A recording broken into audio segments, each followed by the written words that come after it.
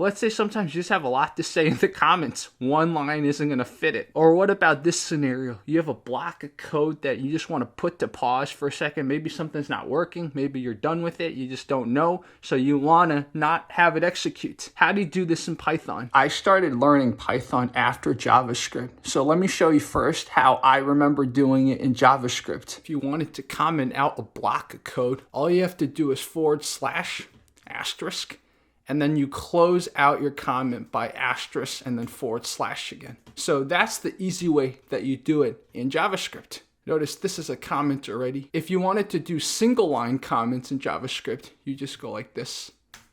So double /. So now let's move to Python. If I wanted to turn this line into a comment, I use the #. Now the /* does not work in Python. See, it does not work. It seems like you're stuck.